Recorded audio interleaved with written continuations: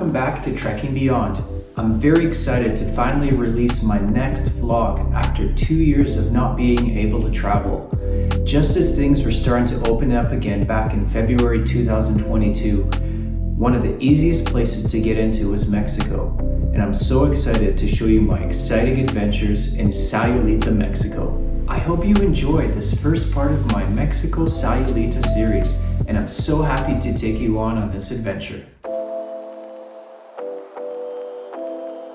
On this episode of Trekking Beyond, I will be traveling to Sayulita, Mexico, a small, beautiful, laid-back surfer town located on the Pacific West coast of Mexico. This colorful town with chilled-out surfer vibes brings tourists from all over the world. The beaches here will amaze you, whether you walk the long main beachfront or wander off to explore the hidden beaches. Having a beer or a margarita, or just sitting under a palm tree, there will always be a perfect spot for you.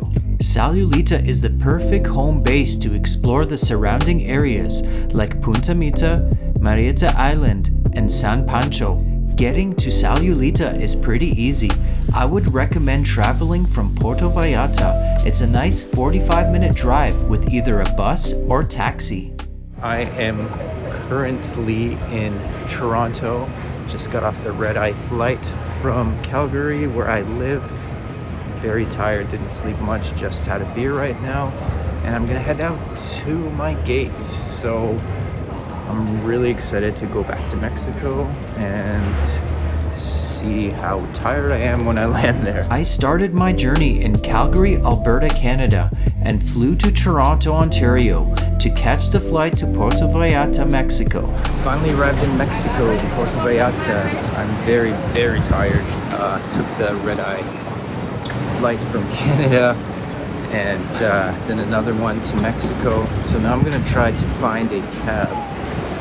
You have to be careful though, speed license cab, so they don't scam you here. But I researched there's a tip where you can go walk on a bridge somewhere that's somewhere close to the airport and get a cheaper taxi. So I'm gonna see if I can find that now. If you walk from the airport there, that's pretty much where you get out, the exit. Just walk along here. It's like a convenience store there. And there's the bridge. Alright, so let's see if it's true. You walk across the bridge here, and apparently on the other side of the street are more affordable taxis compared to the rates at the airport. So I was just talking to some other tourists that are coming around here. Apparently, if you do walk across the bridge, the cab prices are half the price that they would be at the airport. So I'm gonna do that. I'm gonna take it and get it cheaper. So I'm here at my hostel finally. That took about 25-minute drive. Cost 200 pesos, so totally worth it. I'm just gonna check into my hostel now, and the area I'm staying in looks like pretty local, pretty nuts. So I'm gonna have to have a look around here and explore.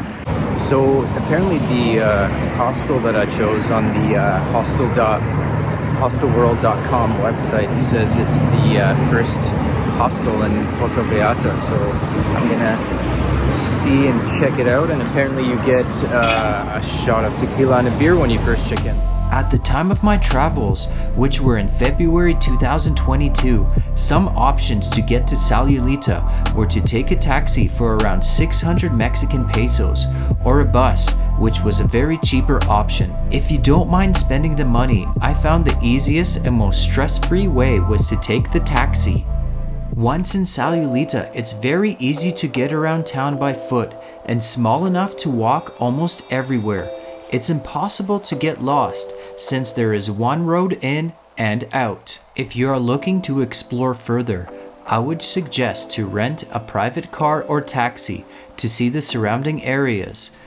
Let me show you my beautiful Airbnb that I got here in Sayulita, Mexico. I'll give you a little tour. It's absolutely stunning.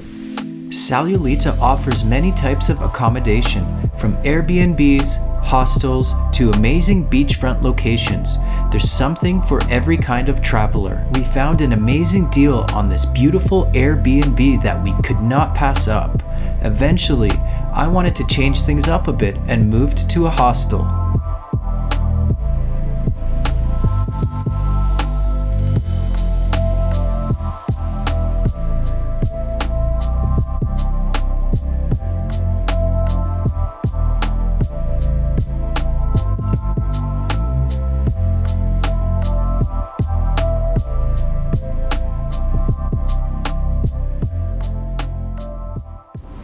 Yeah, so I just got the entrance out of my place, and it's actually really close to the beach. It's a perfect location. Probably about a 5-minute walk, and I'll show you a little bit of the area. Even though it's a small town, you can enjoy many activities. I stayed about 2 weeks, and there was so much to see and explore. I found the perfect itinerary for me was to spend about 5 days in Puerto Vallarta and about 2 weeks in Sayulita. Sayulita has become more and more popular with tourists over the years, but I still recommend visiting this amazing place. If you are looking to come here, I would suggest visiting during the dry seasons of December to February for the perfect weather. Sayulita is a surfer's paradise, offering lessons for beginners to advanced. Even if you don't know how to surf, it's always fun to watch.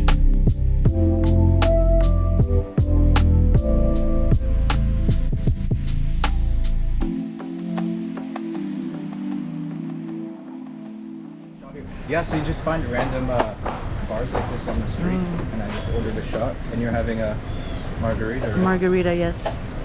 Cheers. Cheers. Salud. Prostitute. Oh, that was good, man. Yeah, good recommendation. He's preparing a margarita for me. And this is what Sayulita looks like. Sayulita puta. Alright, so there's a whole bunch of bars on the streets like that. You can just find them anywhere. You can do bar hopping like that, even though there's tons of bars that you can choose from. But those are just on the street, which is pretty cool. You can just stop whenever you want, have a shot of anything or whatever you want. While you're staying here, you gotta check out this little farmers and flea market that they have. You can buy all kinds of stuff here to bring back home. Nice, beautiful blankets, souvenirs, or anything. Just come check it out and I'll show you where it is. You can find yourself shopping your heart's galore at these outdoor markets. Be sure to get some beautiful Mexican hand-woven textiles or ceramics. If you are finding yourself hungry after shopping, there are many delicious street food options to choose from around the markets. Immersing yourself in this colorful, vibrant town is something I would recommend to everyone. The best thing to do is just walk up and down the alleyways and explore as much as you can by foot. Sayulita is small, so it's impossible to get lost.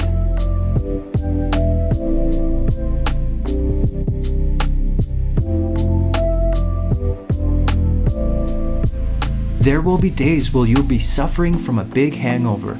I totally recommend getting a michelada, a drink which includes clamato juice and beer, to cure your hangover and keep you going.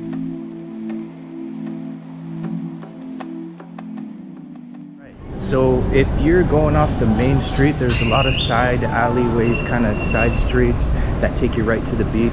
Those are a lot of fun. Very busy though. The beach is very kind of packed from what I've seen. But if you keep going to the right of the beach, like taking the back streets, I found a beach that was like less populated. I found a beach that was more like quiet, not as many tourists. And taking the walk there, like on the streets and just exploring the town, makes it even better and perfect. So if you keep going past the farmers market that I showed you, or that flea market, just take some of the side alleyways and side streets into the beach after that. I think the beach there is way more enjoyable and just like I said, more quiet. Sayulita is the perfect place, whether it's for a solo traveler, a group of friends, family, or couples. It will keep you coming back for more. I hope you can join me on part 2 of my adventures in Mexico.